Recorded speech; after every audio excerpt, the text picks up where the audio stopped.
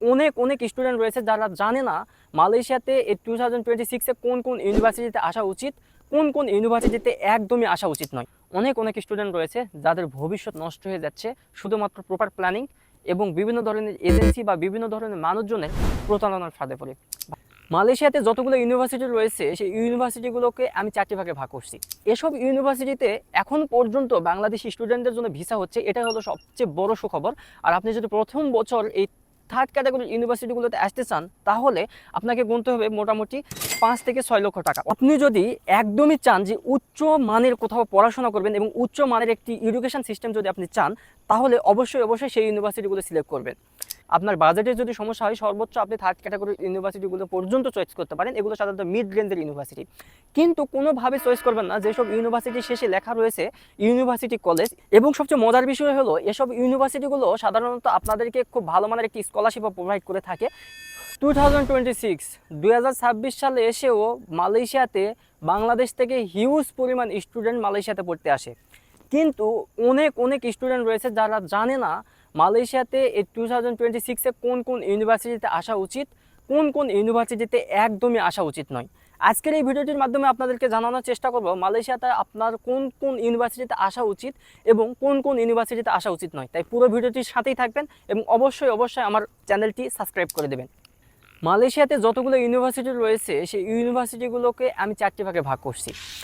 প্রথম ধাপে যেসব ইউনিভার্সিটিগুলো রয়েছে সেগুলোর টিউশন ফি সাধারণত পুরো সেমিস্টার অর্থাৎ আপনার পুরো যে কোর্স এই টিউশন ফি সাধারণত 17 লক্ষ টাকা থেকে শুরু করে 30 লক্ষ টাকা পর্যন্ত। এগুলোর টিউশন ফি বেশি হওয়ার কারণ এগুলোর যে ফ্যাসিলিটিস এবং এগুলোর রিসার্চ থেকে শুরু করে এ টু জেড এবং শিক্ষাগত গুণগত মান এবং যে ইউনিভার্সিটির র্যাঙ্কিং এগুলো অনেক বেশি। এজন্য এসব ইউনিভার্সিটি কোয়ালিটিফুল এডুকেশন প্রোভাইড করে। আপনি যদি একদমই চান যে উচ্চ মানের কোথাও পড়াশোনা করবেন এবং উচ্চ মানের একটি এডুকেশন সিস্টেম যদি আপনি চান তাহলে অবশ্যই অবশ্যই সেই ইউনিভার্সিটিগুলো সিলেক্ট করবেন। দ্বিতীয় ক্যাটাগরিতে রয়েছে যেসব ইউনিভার্সিটি, আমি এগুলোকে সেকেন্ড ক্লাস ইউনিভার্সিটি বলতে পারি, কেননা এসব ইউনিভার্সিটিতে সাধারণত পৃথিবীর বিভিন্ন দেশের স্টুডেন্টগুলো এসে থাকে এবং সাধারণত মিডিল ক্লাস যেগুলো ফ্যামিলির স্টুডেন্টগুলো রয়েছে তারাও এইসব ইউনিভার্সিটিতে পড়তে পারে। এবং সবচেয়ে মজার বিষয় হলো এসব ইউনিভার্সিটিগুলো সাধারণত আপনাদেরকে খুব ভালো মানের একটি স্কলারশিপও প্রোভাইড করে থাকে। কিছু কিছু ইউনিভার্সিটি স্কলারশিপ প্রোভাইড করে থাকে, কিছু কিছু ইউনিভার্সিটি টিউশন ফি যেগুলো রয়েছে সেগুলোতে আপনাদের 25% থেকে 50% পর্যন্ত ডিসকাউন্ট রেখে থাকে। এসব ইউনিভার্সিটির টোটাল টিউশন ফি হয়ে থাকে সাধারণত আপনার 12 লাখ থেকে শুরু করে 17 লাখ কিংবা সর্বোচ্চ গেলে 22 লক্ষ বা 23 লক্ষ টাকা পর্যন্ত। এসব ইউনিভার্সিটিতে বাংলাদেশ সহ ইন্ডিয়া, পাকিস্তান এসব যেসব স্টুডেন্ট রয়েছে এসব দেশের স্টুডেন্টগুলো অনেক অনেক আসে এবং দিন শেষে দেখা যায় এসব ইউনিভার্সিটিগুলো খুব কোয়ালিটিফুল একটা এডুকেশন প্রোভাইড করে। আমরা বাংলাদেশি মধ্যবিত্ত ফ্যামিলি যদি হিসাব করি, যদি আমাদের একদম আমরা হাই ক্লাস অর্থাৎ আমাদের যদি বাজেট একদম হাই না থাকে তবে আমরা এই সেকেন্ড ক্যাটাগরির যেসব ইউনিভার্সিটিগুলো রয়েছে এগুলো চয়েস করতে পারি। এরপরে আসি থার্ড ক্যাটাগরির ইউনিভার্সিটি। থার্ড ক্যাটাগরির ইউনিভার্সিটিগুলো বাংলাদেশি যেসব স্টুডেন্ট রয়েছে এবং ইন্ডিয়া, পাকিস্তান থেকে শুরু করে আমাদের এশিয়ান কান্ট্রির যেসব স্টুডেন্টগুলো রয়েছে তাদের কাছে অত্যন্ত জনপ্রিয়, কারণ বাংলাদেশি বেশিরভাগ স্টুডেন্ট মিডিল ক্লাস ফ্যামিলির হয়, তাদের কাছে অত্যন্ত জনপ্রিয়। আর এগুলোর tuition fee, total tuition fee সাধারণত 9 থেকে 15 লাখ, 16 লাখ, সর্বোচ্চ গেলে 17 লাখ টাকা পর্যন্ত হয়ে থাকে। আর এসব ইউনিভার্সিটিতে এখন পর্যন্ত বাংলাদেশি স্টুডেন্টদের জন্য ভিসা হচ্ছে, এটাই হলো সবচেয়ে বড় সুখবর। আর আপনি যদি প্রথম বছর এই থার্ড ক্যাটাগরির ইউনিভার্সিটিগুলোতে আসতে চান তাহলে আপনাকে গুনতে হবে মোটামুটি 5 থেকে 6 লক্ষ টাকা, অর্থাৎ আপনি 5 থেকে 6 লক্ষ টাকার মধ্যে আপনি প্রথম বছরে টিউশন ফি ক্লিয়ার সহ মালয়েশিয়াতে আসতে পারছেন। এটি বাংলাদেশি স্টুডেন্টদের জন্য অত্যন্ত সুখবর এবং স্টিল নাও 2026 সালে এসেও এই থার্ড ক্যাটাগরির ইউনিভার্সিটিগুলোতে ভিসা হচ্ছে।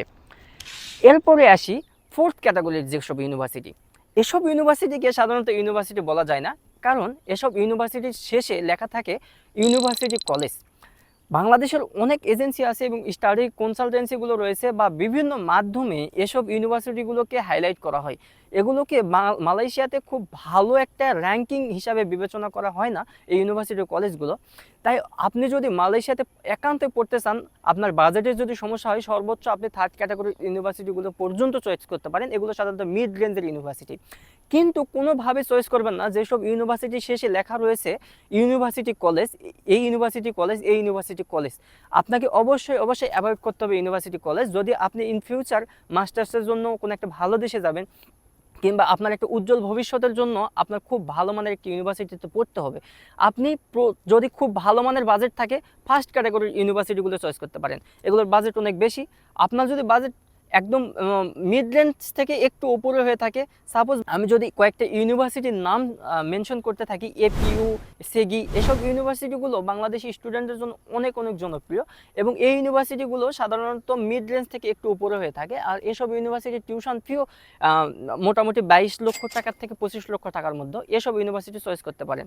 আর যদি আমি মেনশন করি থার্ড ক্যাটাগরির ইউনিভার্সিটিগুলো কোনগুলো, অর্থাৎ মিড রেঞ্জের যেসব ইউনিভার্সিটি, এগুলো কোনগুলো, এগুলো সাধারণত মালয়েশিয়াতে অনেক ইউনিভার্সিটি রয়েছে, লাইক সিটি ইউনিভার্সিটি, ইউনিরাজাক ইউনিভার্সিটি, এবং এই ক্যাটাগরির অনেক অনেক ইউনিভার্সিটিগুলো রয়েছে যেগুলো এখন পর্যন্ত কোয়ালিটিফুল এডুকেশন প্রোভাইড করছে এবং অনেক মিড রেঞ্জ বাজেটের মধ্যেও কোয়ালিটিফুল এডুকেশন প্রোভাইড করছে। এজন্য আমি বলবো আপনারা যদি মালয়েশিয়াতে শিফট হইতে চান, যদি আপনাদের বাজেট নিয়ে প্রবলেম হয়, অবশ্যই সর্বোচ্চ আপনারা থার্ড ক্যাটাগরি অর্থাৎ মিড রেঞ্জের ইউনিভার্সিটি পর্যন্ত সিলেক্ট করতে পারেন, কিন্তু কোনোভাবেই আপনি সিলেক্ট করবেন না কোনো ইউনিভার্সিটি কলেজ।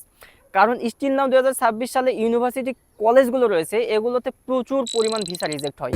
কারণ মালয়েশিয়ান গভর্নমেন্ট এসব ইউনিভার্সিটি কলেজের বেশিরভাগগুলোকেই কিন্তু করে রেখেছে ব্ল্যাক লিস্ট। আর ব্ল্যাক লিস্টেড ইউনিভার্সিটিগুলো হয় কি, ব্ল্যাক লিস্টেড ইউনিভার্সিটিগুলো খুব ভালো কোয়ালিটিফুল এডুকেশন তো প্রোভাইড করে না।